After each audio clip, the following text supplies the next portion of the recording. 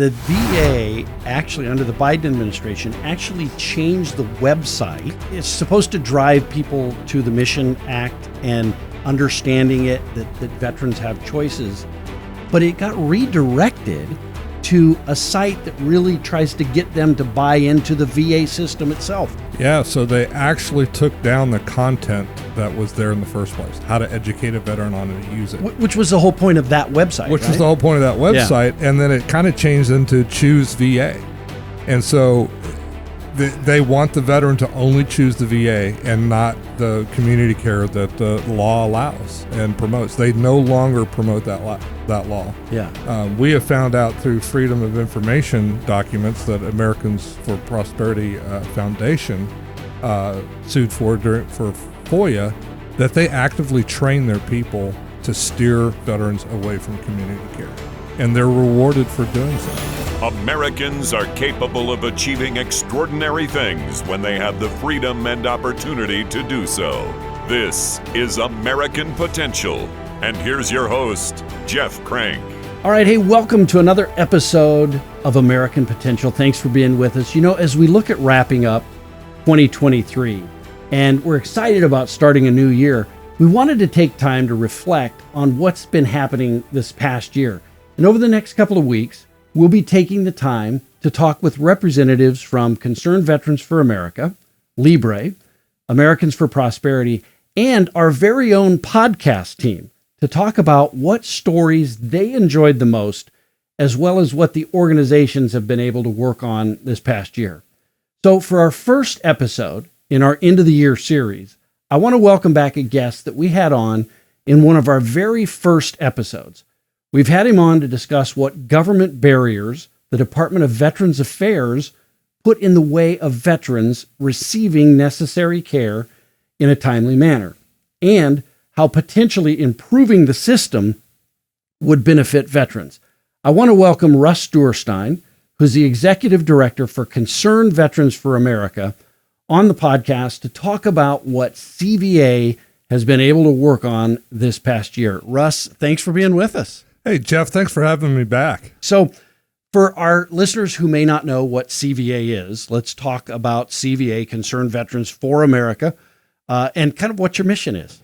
Yeah, Jeff, I appreciate that. Concerned Veterans for America started about 12 years ago, and it was kind of born on the precept that veterans have something to offer when it comes to freedom. We have a unique relationship to that, having raised our right hand and pledged to defend the Constitution of the United States, put our freedom, our liberty, and ultimately it could even cost us our lives on the line for what, our founding fathers came up with in the Declaration of Independence that was encaptured in the Constitution.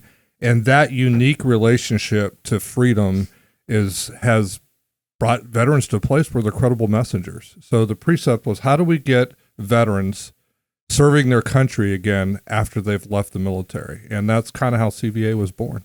One of the things that and we talked about this when you were on the last time, but I want to reiterate, because I love the fact that it's Concerned Veterans for America, not Concerned Veterans of America, but for America. Why is it that? Yeah, that's probably the most important word here. The idea that veterans can bring something to the American conversation that lifts all Americans and not just veterans. That makes us unique in the veteran space. A lot of the veteran organizations are about, how do we improve the lives of veterans? This organization is how do veterans improve the lives of Americans? And we have some powerful things to say and to lead on. And that's our mission. We're more focused on America than we are on ourselves or on our fellow veterans. Now, one of the things that I think you've had a great year trying to hold the VA accountable. Let's talk about that. The Veterans Administration, I guess, first of all, let's talk about a little bit about why they need to be held accountable. I mean, there have been some real failures on the part of the Veterans Administration with regard to veterans. And so let's talk about some of those failures and why they need to be held accountable. Yeah, if you don't mind, first let's talk about why they exist, which Sure. They exist for a very legitimate reason. After the Civil War, President Lincoln said that we needed to have the ability to take care of the orphans and the widows and those that are wounded in battle. And so the concept, and it really kind of took full bloom after the First World War, was veterans will have unique healthcare needs due to combat and et cetera. And the government realized we didn't have a national healthcare system that could really address mass casualties. And so it was a noble thing to start, but the ability to take care of veterans' healthcare needs in the modern time set is much different than it was 100 years ago or 130 years ago. We have national healthcare systems and doctors and things that are much different. So the VA needs to be held accountable in that its mission has changed considerably from 100 years ago. They still run it like a centralized bureaucracy, which causes most of the problems we face. Well, and I mean, what I find just incredible about what's happened with the VA is it seems like they've really tried to force veterans into the VA system, quite frankly, for job security. I don't know any other way of saying it, but to keep that VA system running. And Concerned Veterans for America isn't opposed to a VA healthcare system. You just want the choice, the opportunity for veterans to choose, whether it's community care or care at a veterans VA facility. That's exactly right. When you think about any entity, it could be business, it could be a monopoly, but this happens a lot with government. When you're not forced to compete with others and your customers are taken for granted, the abuse within the system becomes huge. And the priority becomes not the person you're treating, but the bureaucracy itself. It's budget, how many people you can hire. That becomes the number one priority. But when you have to compete for that customer, like you do in the free market, it changes your focus from yourself to those that you are serving.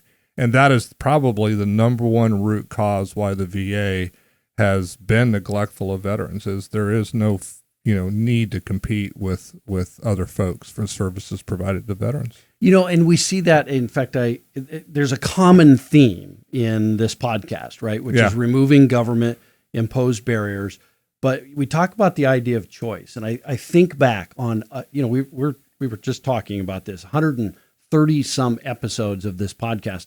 Almost every one of those has a common theme, and that theme is choice. Absolutely. People being able to have choice, whether it's in K through 12 education, where they would send their kids to school. Parents ought to be making those decisions. There ought to be choices for them, not a government-imposed solution. Energy.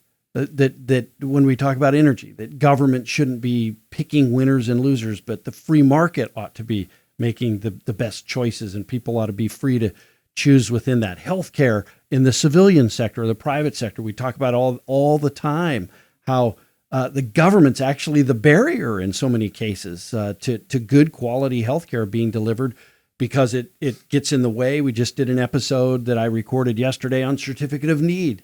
Yep. And how that is government saying you need a permission slip, and it's creating a barrier. But here you see it, right? You see where they're trying to trap veterans into a system kind of for their own job security, so that they can keep that VA system. But at what cost? And the cost is good quality care that the veteran gets to choose, right? No, that's exactly right. And when you think about choice is power. And each individual having a choice, individuals have power. And a bureaucracy's desire is to collect that power from the individual and use it for themselves. And so we find in almost any situation where if the government's going to spend money on behalf of the citizen, you're much better off with millions of citizens making millions of independent decisions about how to use that power. It applies with the GI Bill. The veteran doesn't go to a government-run university. It applies with their VA loans. So the power of the individual to have that choice is what's at stake here. And we don't need a government bureaucracy to collect all that power up and use it for themselves. Now, just recently, Concerned Veterans for America broke some news involving the VA and people who came to the United States illegally. Yep. What happened? Tell us about that. Yeah, so that community care is something that it was a response to the VA Phoenix Hospital scandal. Choice was introduced in 2014, and in 2018, the Mission Act came into place. And essentially, to make it simple, if a veteran had to travel too far or had to wait too long, because of the long wait lines that came out of the Phoenix scandal, the idea of being able to send a veteran to his local community became very popular. President Trump signed that into law, and the first year it was implemented, many veterans used that. Their wait times were shortened, their travel times were shortened, became extremely popular. Then during COVID, and especially since the Biden administration, undercutting that has greatly increased. They took down the website that educated veterans on how to access it, how to use it. They were supposed to educate veterans that it was there. They didn't do that. And so you could clearly see that that choice was being eroded every single day. Then recently, we found out that as unauthorized migrants were coming across the border, we had ICE agents who would take these people needing health care. They couldn't travel far. They had to have it quickly. So did they send them to a government doctor? No. They sent them to the VA healthcare community system. And so you have veterans who need access quickly in a short distance, can't get it, and we turn around and we take these unauthorized migrants to those systems. So we know there are lots of monies getting poured into local doctors treating these immigrants that are supposed to be treating veterans. It's amazing. And so how widespread, or have we found out how widespread this was? We're just starting to peel back the first layer of the onion and to find out. We know that there's been at least $75 million spent on this this last year. We understand that the House Veterans Affairs Committee and Senate Veterans Affairs Committee, they're starting to get data. There hasn't been an official investigation opened yet, but we understand that that's probably coming next year. December's almost over. Just starting to scratch the surface on how bad this is. Now, you touched on this a little bit, but we did a podcast episode about this, but the VA actually, under the Biden administration, actually changed the website.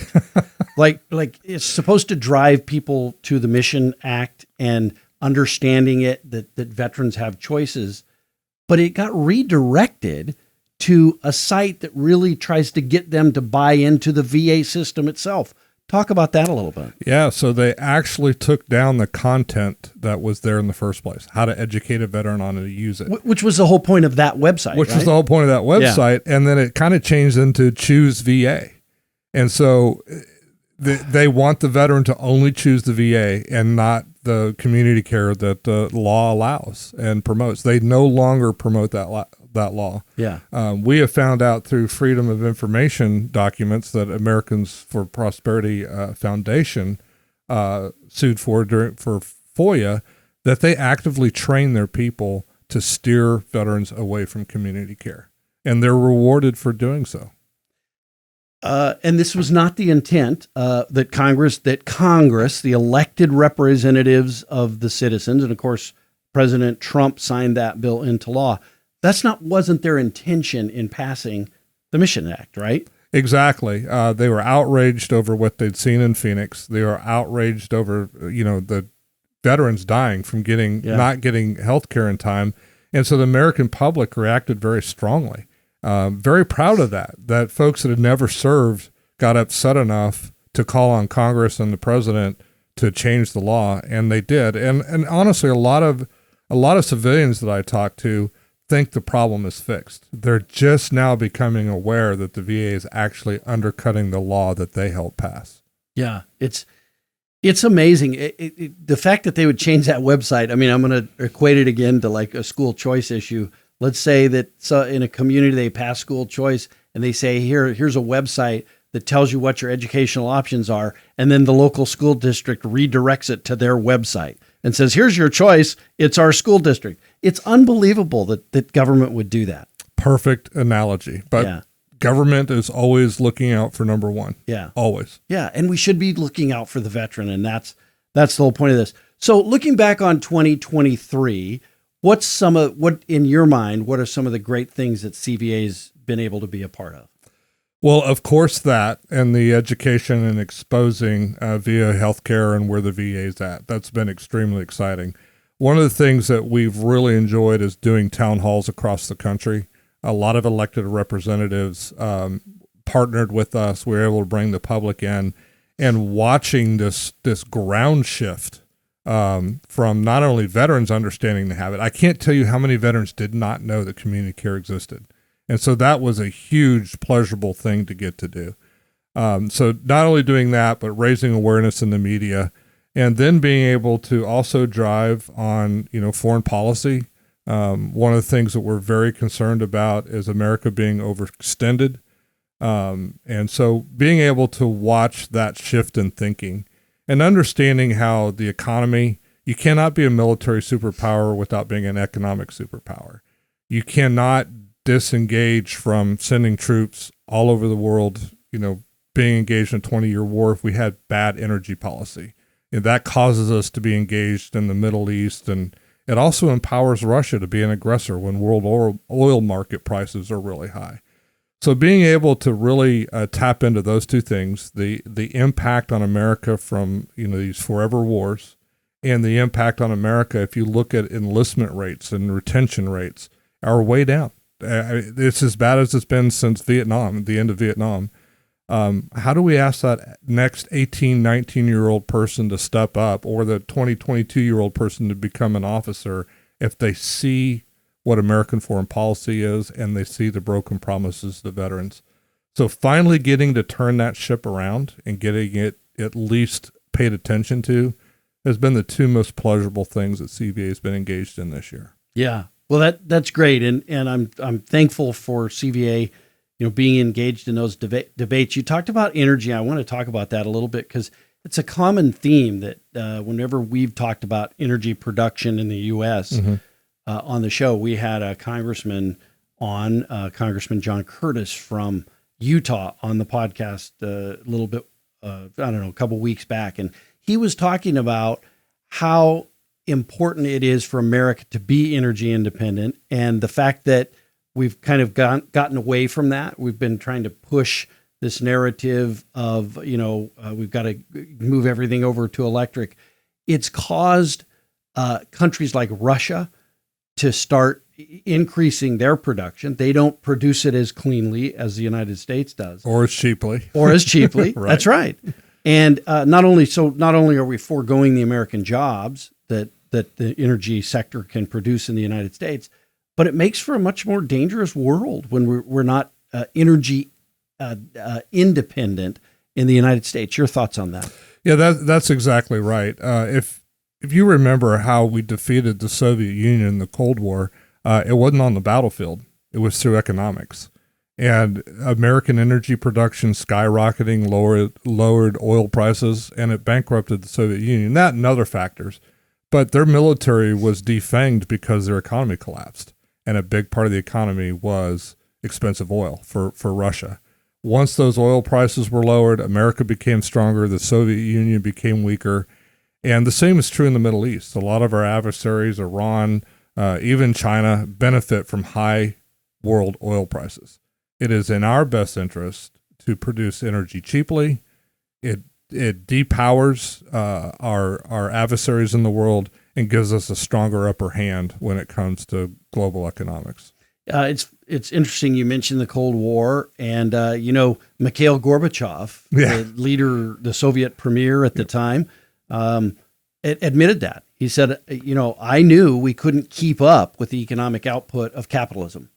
We just couldn't do it. We knew our military was strong. We knew we could compete with the United States on several fronts, but we knew our economy wasn't going to be able to withstand what capitalism had in store for it. I mean, and ironically, 30 years later, it's still true.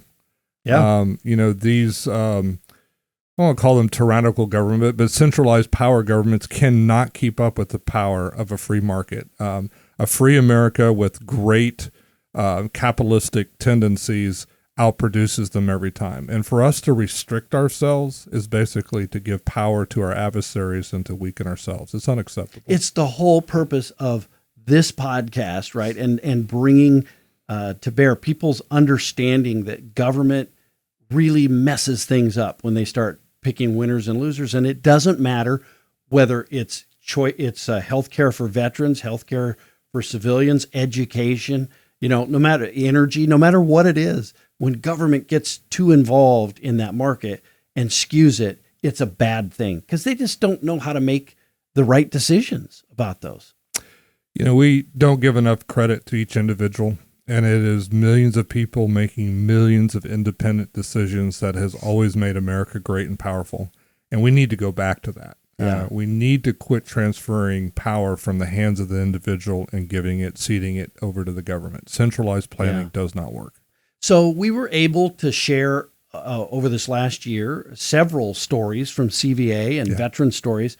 Are there any that really pop out at you that maybe were your favorite stories? It doesn't have to be one on the podcast, but just your favorite story of a veteran maybe whose life was changed through interaction with CVA or in general? Yeah, Jessica Velasquez down on the Villarreal in South Texas, used to be a VA employee, Army troop. Right. And her husband, needing care as well, worked at the VA for a while.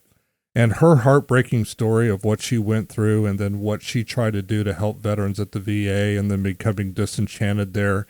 And she had a front row seat of how government bureaucracy just grinds people down.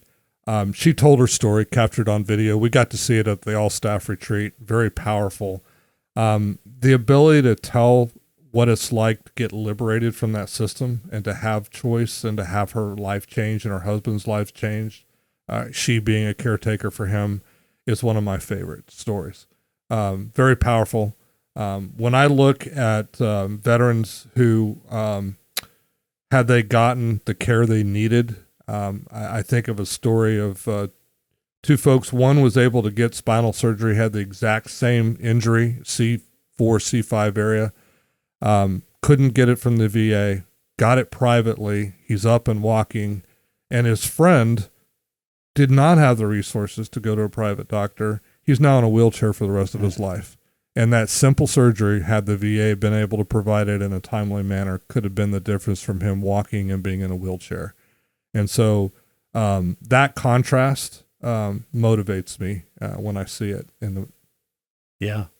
You did a series, a project this year called My VA Story. Yep. Talk about the idea behind that project and what were some of those stories? Yeah. So the ability for the public to see what veterans go through, it's hard to describe. You can read stats and you can read all sorts of stuff. And I think Stalin once said 1 million deaths is a statistic, but a single death is a tragedy. And so when you are able to tell a single story and you can record a veteran's, much like we're doing right now, and you can see it in real life and then have that posted we've done just thousands of those, and it's really helped shape public opinion on how this is a tragedy. Those that go out to defend our freedom and put their lives on the line, the American public love those people, and they don't want to see them treated poorly. So My VA Story was really a way of how to emotionally tell a story and put it out there for public consumption, and honestly move our elected officials. Yeah. The Christmas time, holidays are, I'm sure, a very interesting time for the military and for veterans. My wife I always used to introduce her, and I'd say my wife was an Army brat, and I emphasize the word Army. Not the brat part. Yeah, but I'd always make her think I was going to say brat. But she grew up. Her dad, 32 years in the military, retired as a brigadier general in the Army, and I talked to her about her life and for families, for military families, Christmas times sometimes a really tough time because you got your dad or your mom deployed somewhere, and it could be for a very long time. Deployments have been stretching longer and longer. Talk about that a little bit. I mean, you're in the military. You've got a family member who's in the military now, right? I mean, that's to people who haven't served, explain what that's like and how we as Americans can maybe support these families at Christmas time.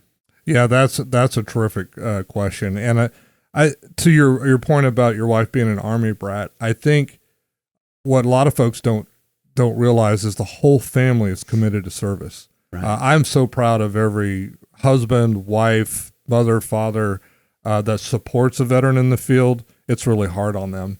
And then when you think about them being gone for holidays, I've had to work on holidays. That happens. But when you think about them not being there for months before the holiday and then months after the holiday because they're on a 6-month or a 1-year deployment, that's hard. And then you think about actually sitting down at Thanksgiving or opening Christmas presents, and that person hasn't been there for months and they're not going to be there for months. It's gut-wrenching. And then so when they are there for special holidays, for Christmas, it's really special. And so you have a time to come together, and it just makes the holidays that much sweeter. And I think about every holiday, I think about my son being deployed to Iraq and missing his son's first birthday and missing his his first Christmas. And it's a pretty emotional time. Yeah. And I look at him now. He's now 19. He's a sophomore in college. And I can't help think about Christmas without thinking about his first Christmas away from his daddy. Yeah, and those are moments that they'll never get back. Like there'll never be another first Christmas and so that's a sacrifice that veterans give to their country. They do it for their country, but it's something they're never going to get back. And it's we've got to always remember that. It's really tough. I mean, I get teary-eyed just thinking of some of these videos, right, of veterans coming home and being in a box and popping out of a Christmas present. Never gets old. I mean, it never gets old. It's amazing to see. And kids so surprised that their mom or their dad, come home for that or show up at a Christmas play at school or something. So those are great. I always think, too, of the families that serve alongside their service member. When you would get sent to a new duty station, you had a job to go to, right? You got there and you showed up at work and you had all that. It was your wife, it was your kids who had to put the pictures hang the pictures on the wall, the family pictures, and get things set in the house. So it's really a service for the whole family to do it, and we have to thank those folks at this time of year particularly. Absolutely, and it's part of what I love about CVA community building. So many of our volunteers are those very folks that had to hang the pictures on the wall, that had to help, husband or wife move while they went and did the job. And when I see CVA communities across the country, they're set up almost the exact same way. They have this instant bond with one another. They help serve one another, and it's almost like they were back in the military again. And that sense of family, when you walk into a situation and you meet another veteran, you instantly have an emotional connection because of that types of things you had to do to suffer together, to work together. And then the spouses and the kids, they fall right in. And it's so much of what makes volunteering at CVA so powerful is that sense of being back in that family environment that you had when you were in the military. Yeah. If folks want to know more about Concerned Veterans for America, how would they go about doing that? So you find us at cv4a.org, C for Concern, V for Veteran, the number 4, A for America, of course, cv4a.org. We have a lot of great projects, electronic petitions, communities all over the country that folks can engage in, volunteer with. We do phone calls, door knocks. We go to local office visits. We've had veterans go to see their elected official that we've never met in person. They found out about our issues. They signed our electronic petition and contacted us, want to know if they could go talk to their congressman. We told them how to do it. And so that's start there, and we'd love to have you on board helping us. And I should have started the episode by saying this, but thank you, too, for your service. Thanks for your service, and to your family for standing by you through that service. But America is only free because men like you stand and fight and defend it. It's our privilege. Thank you. All right. Well, we've talked so much about Concerned Veterans for America and veterans, and special time of year for veterans and their families. And I hope that you have enjoyed watching, obviously, the podcast through the years and us telling some of the stories over this last year of veterans and how they've kind of overcome some of these government barriers. If you'd like to get involved, contact Russ and the folks at Concerned Veterans for America. Remember, freedom and liberty. We've got men and women all across the globe, day in and day out, who defend freedom and defend liberty. But we've got to defend it here at home, too. And that's what the call for CVA, Concerned Veterans for America, that's their call right now, is they're still serving, they're still defending liberty and still defending freedom. And I hope you'll join them. Thanks for joining us on this episode of American Potential. Thank you for listening to American Potential. You may listen to more stories from Americans working every day to expand freedom and opportunity in their communities by visiting AmericanPotential.com.